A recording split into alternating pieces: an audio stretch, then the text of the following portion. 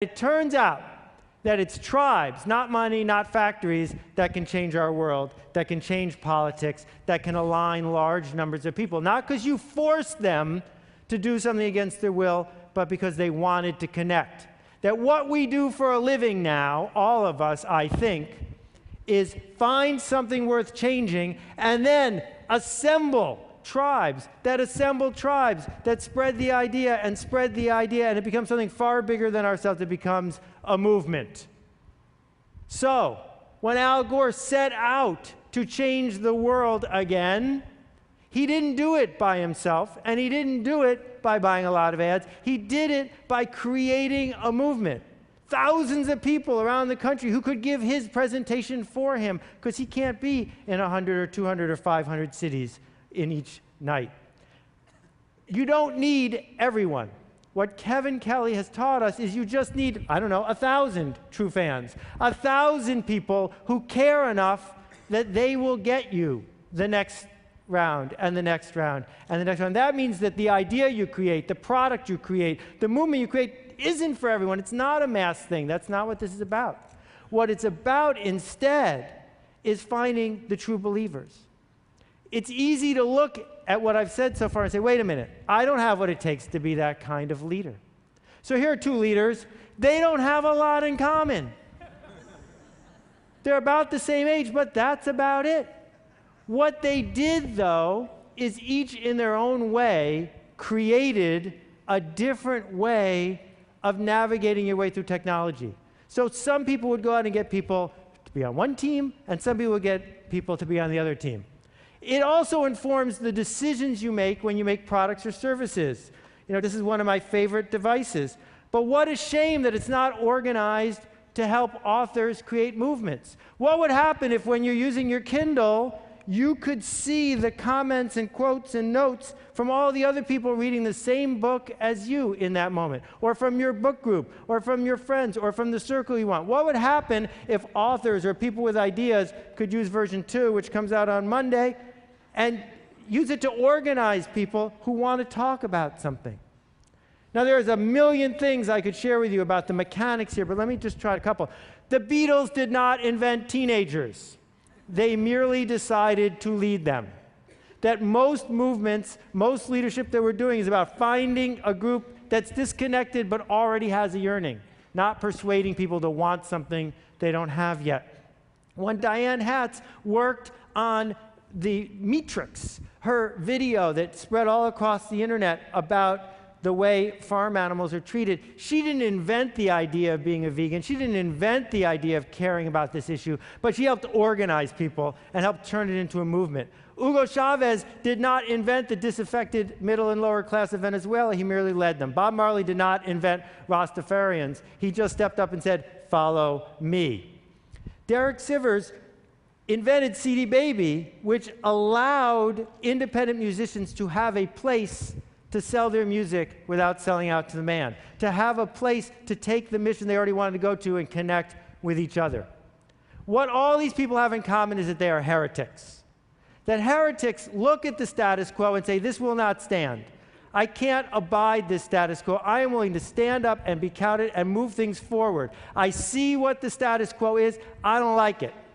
That instead of looking at all the little rules and following each one of them, that instead of being what I call a sheep walker, somebody who's half asleep, following instructions, keeping their head down, fitting in, every once in a while, someone stands up and says, not me. Someone stands up and says, this one's important. We need to organize around it. And not everyone will. But you don't need everyone. You just need a few people who will look at the rules, realize they make no sense, and realize how much they want to be connected. So Tony Hsieh does not run a shoe store. Zappos isn't a shoe store. Zappos is the one, the only, the best there ever was place for people who are into shoes to find each other, to talk about their passion, to connect with people who care more about customer service than making a nickel tomorrow. It can be something as prosaic as shoes and something as complicated as overthrowing a government. It's exactly the same behavior, though. What it requires, as Geraldine Carter has discovered, is to be able to say, I can't do this by myself, but if I can get other people to join my climate ride, then together we can get something that we all want. We're just waiting for someone to lead us. Michelle Kaufman has pioneered new ways of thinking about environmental architecture. She doesn't do it by quietly building one house at a time. She does it by telling a story to people who want to hear it, by connecting a tribe of people who are desperate to be connected to each other, by leading a movement and making change. And around and around and around it goes. So 3 questions I'd offer you. The first one is, who exactly are you upsetting? Because if you're not upsetting anyone, you're not changing the status quo. The second question is, who are you connecting? Because for a lot of people, that's what they're in it for. The connections that are being made one to the other. And the third one is, who are you leading?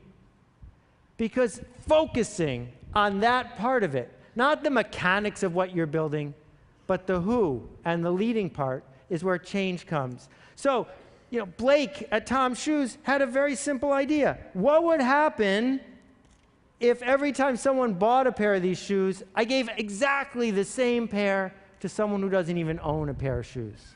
This is not the story of how you get shelf space at Neiman Marcus. It's a story of a product that tells a story. And as you walk around with this remarkable pair of shoes and someone says, what are those? You get to tell the story on Blake's behalf, on behalf of the people who got the shoes. And suddenly it's not 1 pair of shoes or 100 pairs of shoes, it's tens of thousands of pairs of shoes. My friend Red Maxwell has spent the last 10 years fighting against juvenile diabetes. Not fighting the organization that's fighting it, fighting with them, leading them, connecting them, challenging the status quo because it's important to him. And the people he surrounds himself with need the connection. They need the leadership. It makes a difference. You don't need permission from people to lead them. But in case you do, here it is. They're waiting, we're waiting for you to show us where to go next. So here's what leaders have in common. The first thing is they challenge the status quo. They challenge what's currently there. The second thing is they build a culture. A secret language, a 7-second handshake, a way of knowing that you're in or out. They have curiosity about the people in the tribe, curiosity about outsiders. They're asking questions. They connect people to one another. Do you know what people want more than anything? They want to be missed. They want to be missed the day they don't show up. They want to be missed when they're gone. And tribe leaders can do that. And it's fascinating because all tribe leaders have charisma, but you don't need charisma to become a leader. Being a leader gives you charisma.